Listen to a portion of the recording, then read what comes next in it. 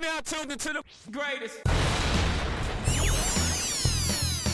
Run with Manny Wilson podcast. The Run with Manny Wilson podcast. The best sports podcast there is. Yes, sir. What's up, everybody? Welcome back to The Run with me, Manny Wilson, all the way from Detroit to Chicago to your speakers and headphones. Man, I appreciate you tuning in to the first interactive sports podcast, a community that makes sure your voice is heard. So if you hear something you agree with, you disagree with, you like or you dislike, or even if you just want to outsmart me on something I said, go ahead, shoot me a quick call, 219-413-9405.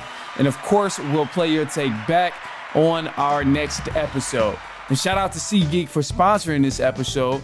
Get $20 off your first ticket purchase when you use the promo code The Run Podcast. Now, this code can only be applied for first-time users on the mobile app or website. So I don't know about you, but I'm going to a couple of games this season. I have to. So I'm going to go ahead and create me an account, and then, hey, man, and then we're going to be on with SeatGeek. Get that $20 off. Anyway, look, I got a special guest in the building with me today, man. Travis Hicks from Fox 47. He covers all of Detroit sports, man, and he's here. Travis, what's going on with you, bro? How you feeling today?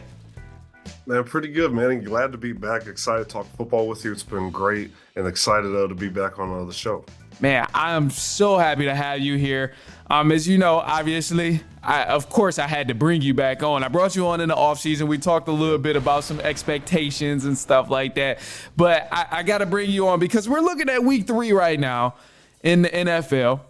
Lions, they doing pretty well right now. We just seen them beat the Arizona Cardinals, and it was a good game. They took a tough L against the Tampa Bay Buccaneers, another kind of a tough matchup in the NFC. But I got to ask here, because we've seen a lot of different things going on in this matchup against the Arizona Cardinals, and I got the first thing I want to know.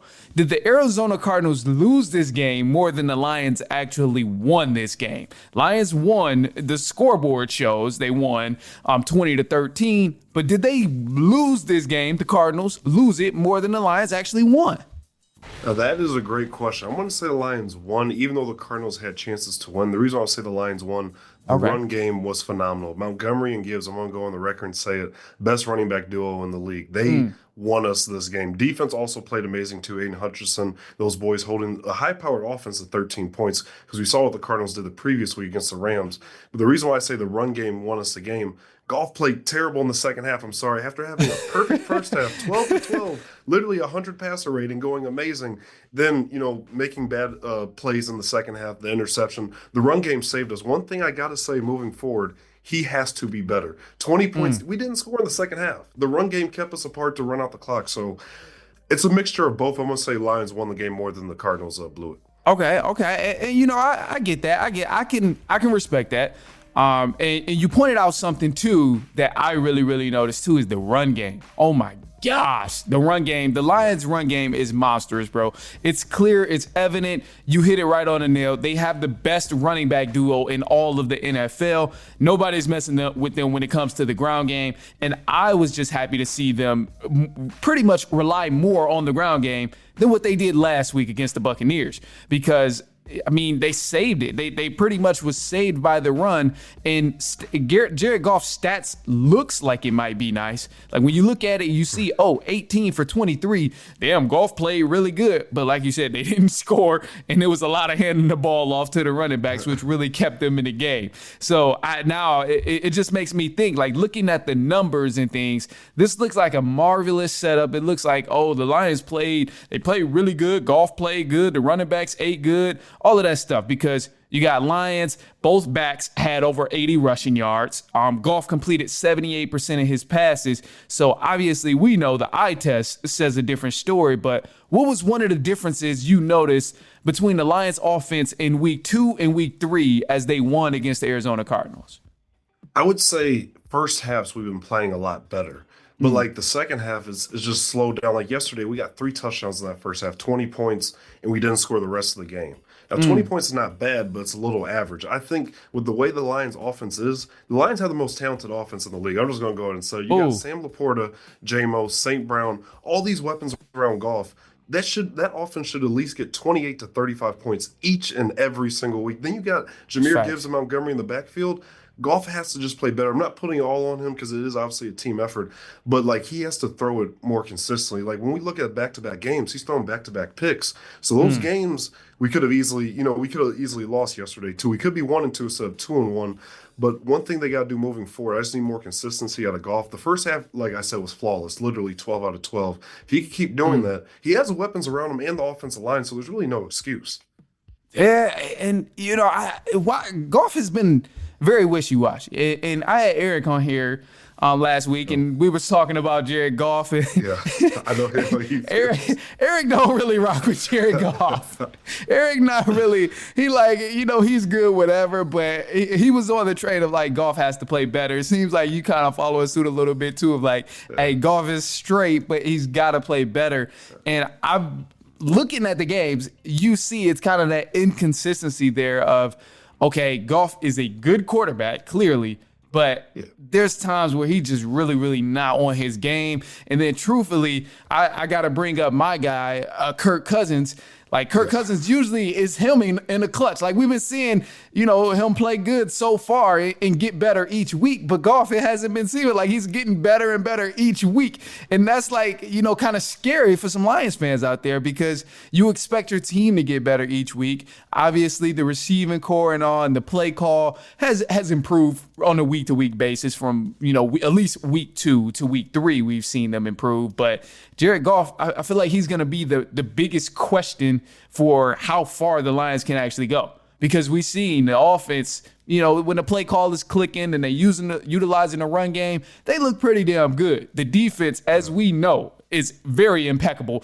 Obviously, one of the top defenses in the NFL already. I think that's very, very easy to say if you've been watching them.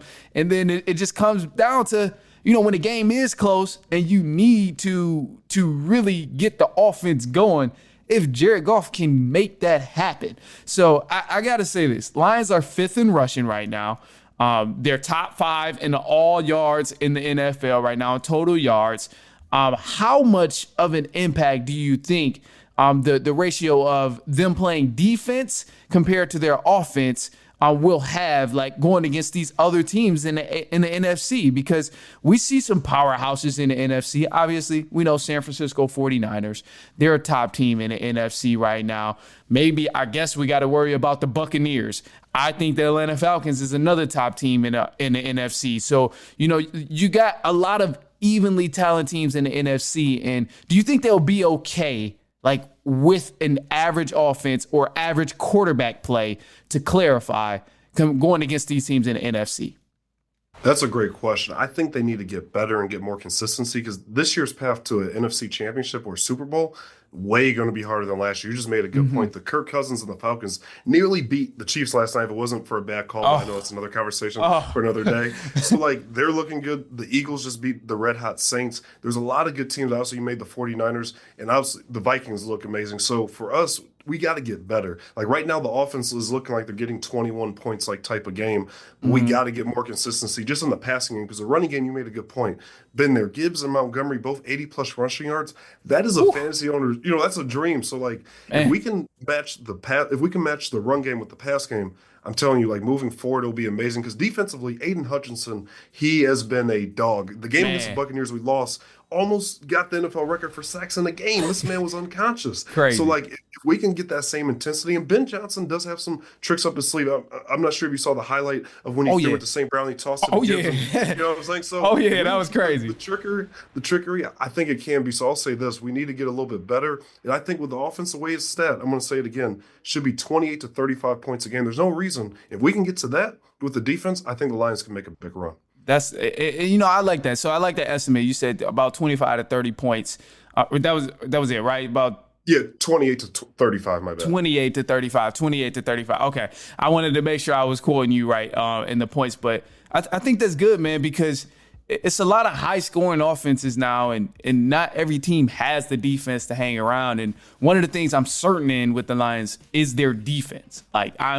I don't really lack confidence in their defense. When it comes into the game, it's more so all right, how are they about to start scoring? Is Jared Goff going to be clicking? Is the offense going to be clicking? Is Ben Johnson going to call the right plays?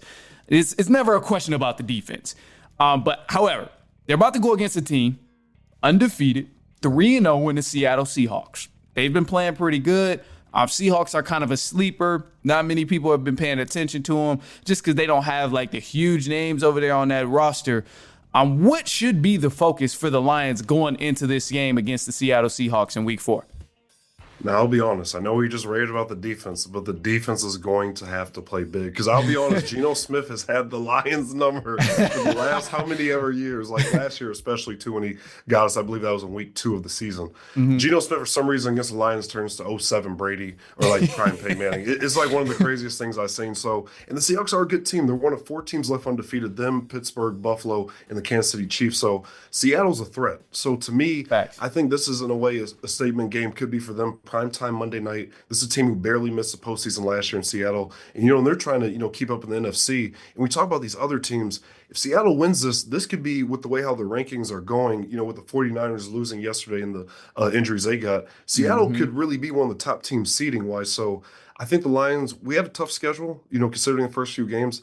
Defense has to play good and Goff has to be better. Now, to be honest, I think Geno Smith's going to have a better game than Goff, but if the run game and all that can come through, I think we could win the game, but I'll be real, it's not going to be easy. It's definitely not going to be easy. And I like what you said, too. I respect the honesty. There's nothing more I love than an honest NFL fan. Even though you love the Lions and stuff, I just love that you were honest about Jared Goff might get outplayed.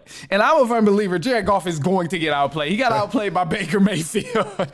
Baker Mayfield, I would die on that hill. Baker Mayfield outplayed the shit out of Jared Goff, man. And we seen Baker Mayfield flip a whole new leaf. He was running out the pocket, scoring touchdowns, and I mean, he was getting the ball out, even though he was getting harassed in the pocket too. So it was just, it was crazy because he didn't get psyched out about like being tossed on the ground so many times by Hutchinson. So, I give credit to him, but Jared Goff is going to have to come with it because, I mean, we talk about the Lions and we know they're a hot team. We say, they're supposed to go to the Super Bowl and all of that, but you cannot sleep. One, this is a same conference team that you're going against.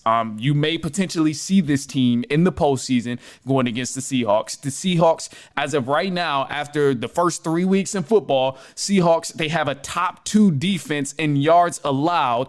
They're a top 5 passing offense in the NFL right now. So this is no team you want to go in playing around with. And then injuries. Obviously, we've seen some more injuries go down. Sam Laporta, I think he'll be okay. I think he'll bounce back. But it's just like the knick-knack injuries, those do come into play. And you kind of want to just set the tone right away, man, because you really might, this is a team you might see them later on in a wild card or first round, whoever knows. So I think it's something to definitely pay attention to. Other than that, man, look, anything you've seen with the Lions that you just got to add, you got to get off your chest, something you witnessed in Week 3 that you're thinking about? Yeah, I'll be honest. I want to get J-Mo more involved. I think J-Mo, he has a spark about him. I think this is a breakout year. We saw what he did in Week 1. I want to see more of that. Now, Goff made a comment during practices. This was a few weeks ago on our local Channel 7, where he said, like, there's going to be some weeks Laporta gets more catches, St. Brown than J-Mo. I think J-Mo has to be the key guy. No disrespect to other guys, because I think everybody's great, St. Brown and Laporta. But J-Mo, he has a speed about him. You can use him in the slot. You can, do RPO. Like, he really is one of the fastest guys on the field.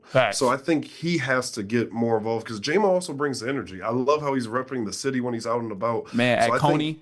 Yeah, Coney. At Coney, he really they calling him 6 Mile J. 6 Mile J now.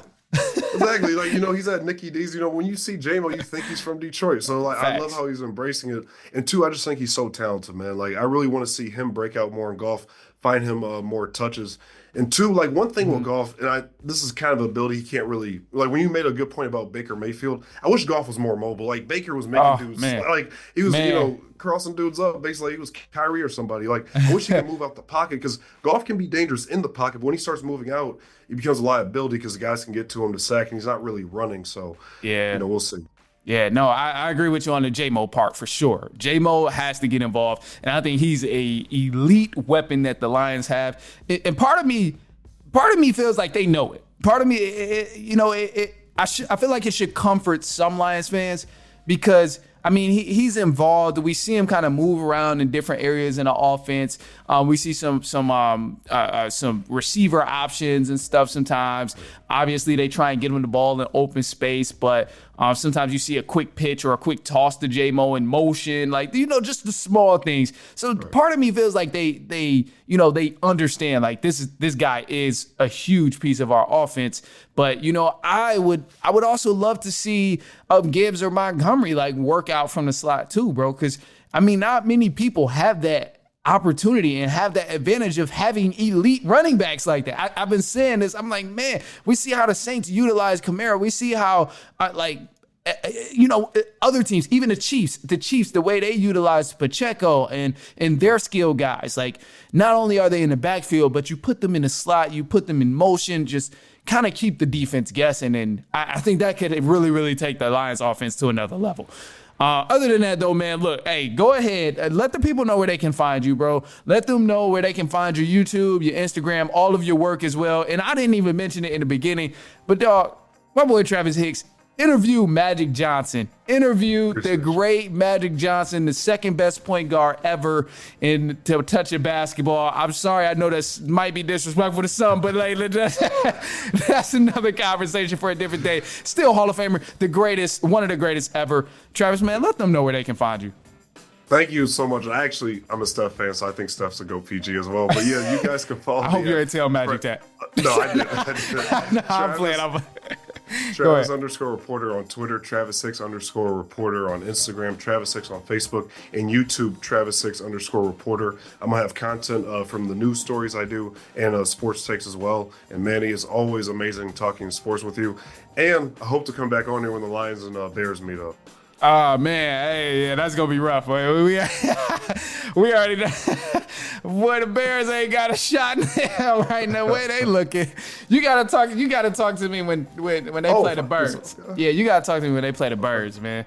Okay. The Birds actually good this year, so I can talk a little trash about it. But, other than that, I was like, I guess I'll side with the Bears or whatever. But, no, the Birds good. So I can come out the closet again and, really rep the dirty bird. So other than that, look, man, hey, if you out there listening, look, we got some more stuff coming up in just a sec, man. Some news is coming up.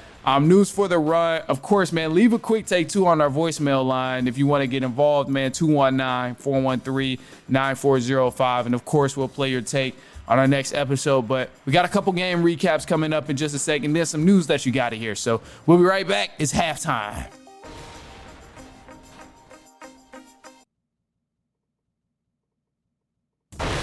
All right, man. So look, we got to crack into some of these games that happened because we had some very, very controversial things going on NFL Sunday in Week 3. Now, Travis Hicks is still here with me. Fox 47 covers all of Detroit sports, but well-rounded in all of the sports teams. So still here with me. And Travis, I gotta have you help me break something down here because, being in Chicago, I'm surrounded by so many Bears fans. I want to support Bears fans because I live here. I want to support. I ain't gonna lie. But they make it so damn hard for a brother to be supporting the Bears, bro. Like, I'm trying to be friendly. I'm trying to be nice. I'm trying to be like, okay, whatever. I live here, so let's support the Bears. But recently, we seen them lose to the Indianapolis Colts, 21-16. Bears did not look that good. Caleb Williams threw over 50 passes, which is insane, and they still ended up losing the game. And I have some firm thoughts because I've been saying that the Bears, they, as an organization, is the problem of what's been going on, of why we've been seeing bad play, bad calling, all sort of things. They tried to put it on Justin Fields. They said Justin Fields was the issue. We can't win with a quarterback like Justin Fields. And then all of a sudden, we get a new guy called Caleb Williams, who's supposed to be the savior of the Chicago Bears. And he's supposed to be so much better than Justin Fields. He's supposed to be the holy grail that the Bears have never seen in Chicago, that Chicago has never ever seen in a quarterback ever. But then this guy is still no better than Justin Fields. The O-line still can't protect anything from, man, oh my gosh, they're worse than, I can think of some TSA officers who can protect Justin or Caleb Williams better than the Chicago Bears linemen out there right now.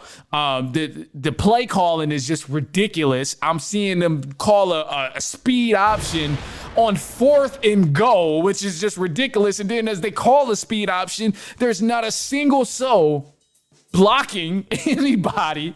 This was just garbage, bro. It was garbage. And I'm like at the point, I'm done, man. I know it's week 3, but they saying Bears fans is on suicide watch, which I firmly believe. I see it happening live and direct here. But look, Trav, look, what's going on with these Chicago Bears, man? Is it a coaching thing? Is it Caleb Williams? Is it like what is it, bro? What is it with them? What are you seeing with the Chicago Bears? And man, you hit the head on the nose. I think it's a mixture of everything. I think everybody that's in that house does not deserve their own room. I think Caleb Williams, like just to be real, Caleb Williams, I understand, he was a #1 draft pick, all this stuff. I get it. He has not thrown a touchdown pass in 3 weeks. This man's closest touchdown pass was a Hail Mary before the half. They got stopped at the 1. That would have been cool if he got it, but that's neither here nor there because it didn't happen. So Caleb Williams, one thing I got to just say, stop writing checks you can't cash. You told the punter before the season, you're not going to punt that much. The Bears have punted the most times in the NFL just in 3 weeks. So, to me, it's just it's a humbling experience because, what he saw in preseason is different than playing with actual grown men. He was playing against some practice squad guys, trying to make the team. So it's going to be different. I'm happy you brought up the Justin Fields thing because it was not his fault. It's the system. It's the organization. And I truly hope Caleb Williams gets better. I don't want to see him, be bad, but I think he just needs to stop writing checks he can't cash. And, it's a humbling experience. It's different than USC. Facts, bro. And that's just it, bro. I'm like, from the very, very beginning, since they first, even before they drafted Caleb Williams, bro, they did so much. They did so much to decorate this Bears team and give them so much promise. You put receiving pieces. You got a defense that's actually not that bad. The defense is pretty damn good in Chicago, but it's the defense, of course, is going to look garbage when your offense can't help them out at all. So it's they did all of these different things to help Caleb Williams come into probably one of the best situations that you can come into in terms of having offensive weapons. However, they just forgot one silly piece that is going to make or break the whole thing, and that's having an offensive line.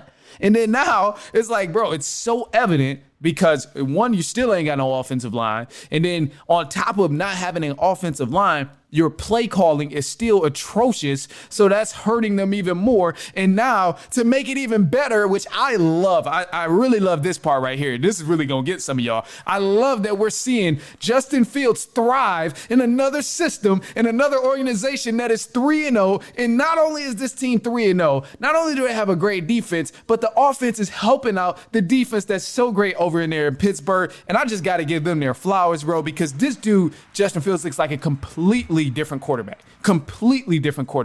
I saw a statistic today. It said the only quarterbacks it was a statistic that compared him and Aaron Rodgers, and I'll have to find it to be 100% exact, but it was the only 2 quarterbacks that have a certain completion percentage over the first 3 weeks of the NFL, and it's Justin Fields and Aaron Rodgers side by side. We would have never had that conversation a few years back. And I don't think we'll ever have that conversation about a Bears quarterback until they clear house. So, with Justin Fields doing what he's doing and watching him ball out over in Pittsburgh, what do you think that secret sauce is there? And, what do you think they're doing different that the Chicago Bears haven't done in their organization? This is honestly the best I've seen Justin Fields play since college, since Ohio State. He just looks more confident, more comfortable. And he's just happy. They're 3-0. They got the best defense in the league. They're allowing 10 or fewer points, which is the most the Steelers have done in 15 years. I'm talking about the Troy Polamalu, James Harrison days when they were winning Super Bowls. Justin Fields, I believe this Steelers team is a playoff team. I'm not going to say they're going to win the AFC or make an AFC title game, but I believe they can make a wild card. And they got a chance in their division. Justin Fields is throwing dots. This man had over 200 total yards yesterday. He can run on his feet. And he was, he had a passing touchdown too. So with the weapons and system he's in, this is a perfect system because the Steelers have been struggling to get a quarterback since Big Ben retired. Because we saw Kenny Pickett wasn't it. And Russell Wilson he's just an old veteran now. He's just going to do his thing from the sideline.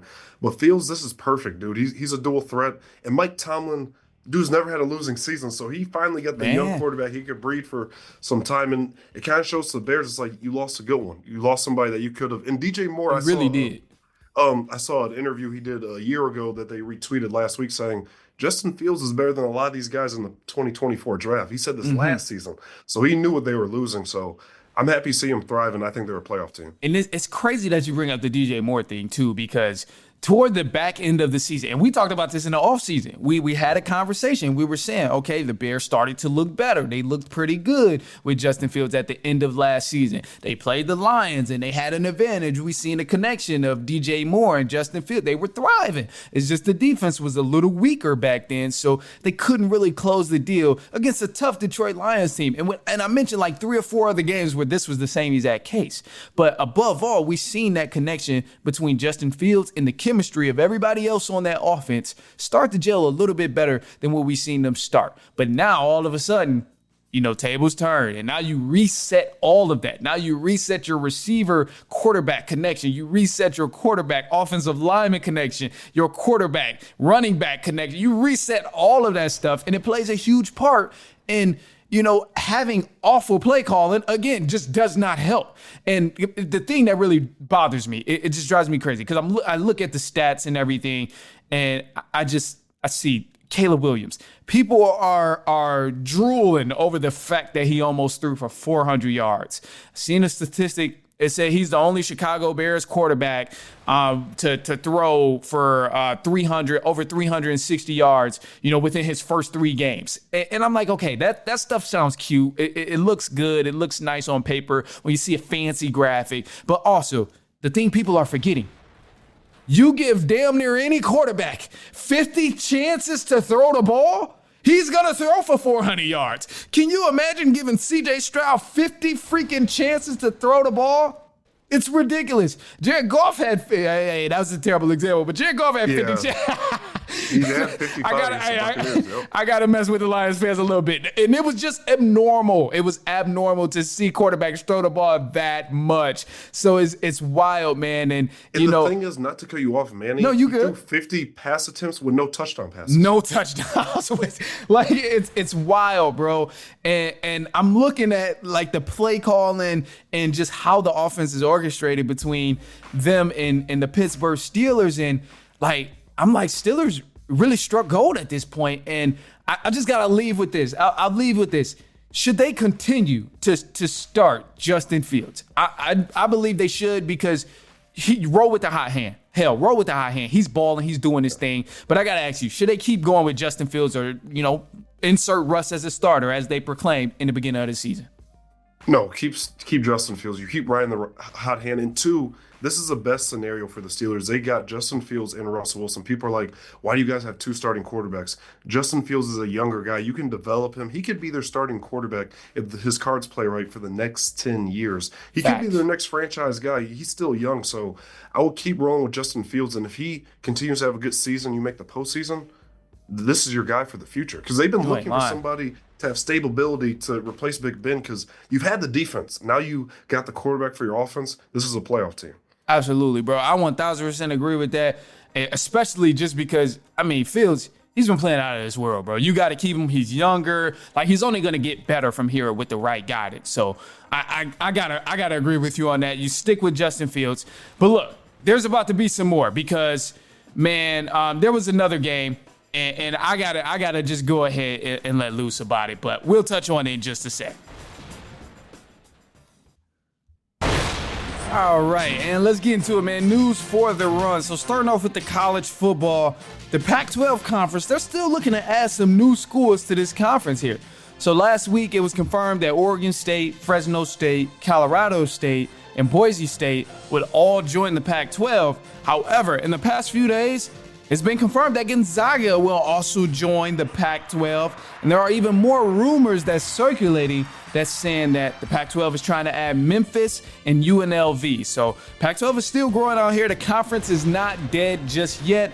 And also to give you some of the college football rankings, man. So some of the schools that's ranked top 5 right now, some of them moved up, some of them moved down.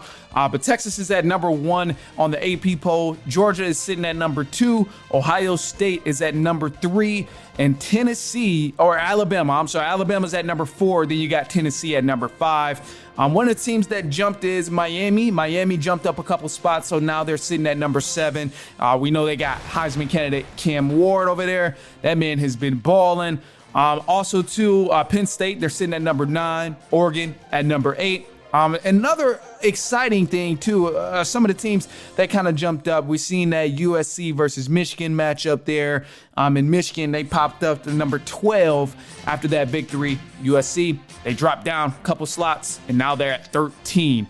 But anyway, check out the AP poll. A couple of college changes that done happened, but got a couple of good matchups coming up this week. But anyway, let's move to the NFL and give you a couple recaps on the scores in week 3. So for week 3, we've seen the New York Giants. They defeated the Cleveland Browns, which was crazy.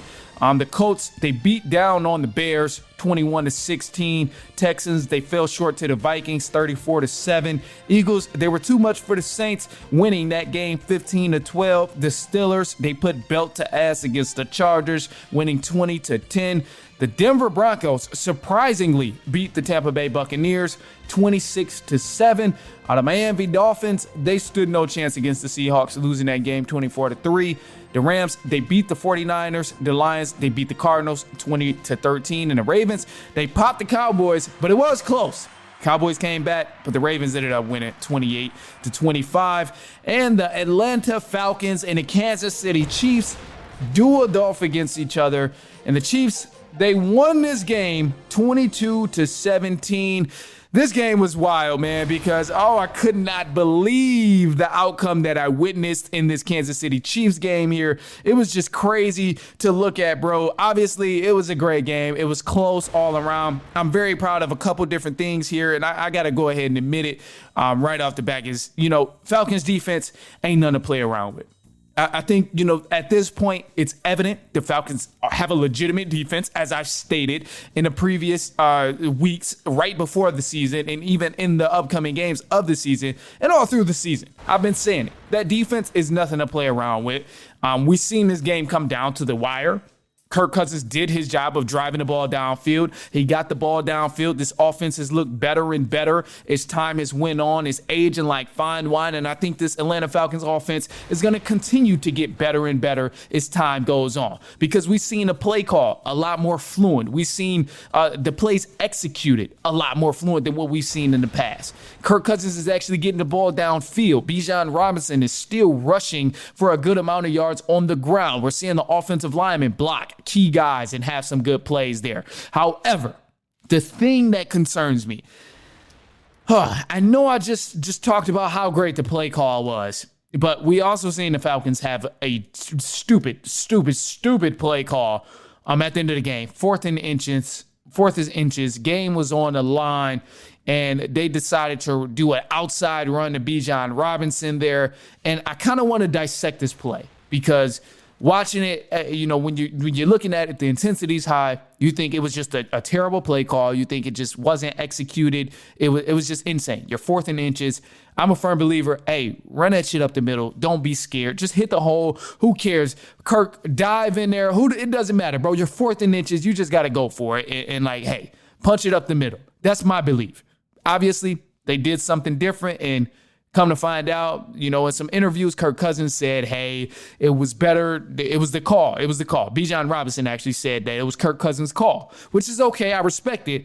And looking back at that film, you see it was Tyler Algier. He missed a block, a crucial block that would have really made this play work. And then obviously we could have been looking at a different ball game. But before all of that even happened, it's so much to unpack. We had the PI call in the end zone that could have completely changed the game. I say, going back to the play call, it was poorly executed, missed the block, and it could have changed the game. However, let's rewind and work from there, because in order for the Falcons to even get the ball, to have that opportunity to go downfield and to have the opportunity to call a bad play or to not execute a play, they had to get a 3-0 against the Kansas City Chiefs. They had to stop the Kansas City Chiefs 3 down straight. And damn it, they did that. And that deserves like a lot of praise. It's not going to get the hype that people want, and it's not going to get all the glory that everybody's going to celebrate for. But you got to realize, bro, after that no call pass intercept, or after that no call pass interference that Kyle Pitts should have received, the Chiefs got the ball back, but the Atlanta Falcons defense still somehow managed to stop the Kansas City Chiefs and got a 3-and-out. Like, that's something the Falcons should be proud of. That's something they should definitely be applauding and be happy about, because that's not an easy thing to do. Most teams that go against the Chiefs and their defense has to get the ball back for the offense to have a chance to win a game, the game is over. We know the kind of offense that the Chiefs have. We know how great the Chiefs are on both sides of the ball, really. So for the Falcons defense to stand tall, not only once and twice throughout the middle of the game and throughout the clutch moments of the game, but the last stretch that could have really solidified the win for the Kansas City Chiefs. The Falcons defense stood tall, and they got the ball back for Kirk Cousins to eventually go down and have a bad play call, whatever. But that's something you should be proud of, and that's a positive you can see through this game and that you can carry on to next week. Is because you know your defense is riding high on some sort of momentum. They're going to go play the New Orleans Saints, which is going to be tough. Obviously, it's going to be a rivalry. It is a rivalry game, so obviously it's going to be tough. But you have the Saints at home in Atlanta again, and you know your defense is solid. They play good already at home. Just so happened things didn't happen to go their way. But you can live with a loss like that. Fans, we gonna struggle. Atlanta Falcons fans, we gonna struggle, because we gonna be like, look, that was a BS no call. We need to call. But above all, you did your part. You executed plays, especially on the defense. And as long as that offense continues to age like fine wine, the Atlanta Falcons have absolutely nothing to worry about in the upcoming weeks. I think they're solidified. They're going to be straight. You play the Saints, you got your division play coming up, and it's going to be tough because, as we know, we've been saying that the NFC South is really a toss-up all year. It's going to be a toss-up. The Buccaneers, they've been looking pretty good. The Saints obviously look like a different team. Derek Carr's been playing good. And then, oh my gosh, I really hope the Panthers don't just kind of emerge as another sleeper team in the NFC South, because Andy Dalton, that man balled out. He balled out. He did his thing. I'm happy for him, but I really don't need another contender in the NFC South right now as an Atlanta Falcons fan. So I would just say these are the teams we're going to see in the next few weeks. So it's going to be tough already, but above all, hey, continue to age like fine wine and continue to get better each week, and Atlanta Falcons have nothing to worry about in terms of how great they'll be in getting in the playoffs and being an elite team in this conference. So I think they got it, and even though it was an L, it's something to build off of. It's something where you continue to keep some momentum, you learn, and you look at different things throughout the game that you could have done a bit better. Shout out to my running backs on the Falcons, man. They be doing a thing. Bijan Robinson. I don't know why I just brain farted on his name, but man, Bijan Robinson. I keep looking at the game, and throughout the game, watching how he's protecting Kirk Cousins, and man, that's tremendous, man. His pass blocking is amazing. I'm loving it. I'm loving watching him pass block. And you know, this is an element where most running backs don't even want to do, but he's taking these hits for Kirk Cousins, and it's dope, man. It's dope to watch. We just need to execute a little bit better down the stretch, and things will be all right. We'll be good.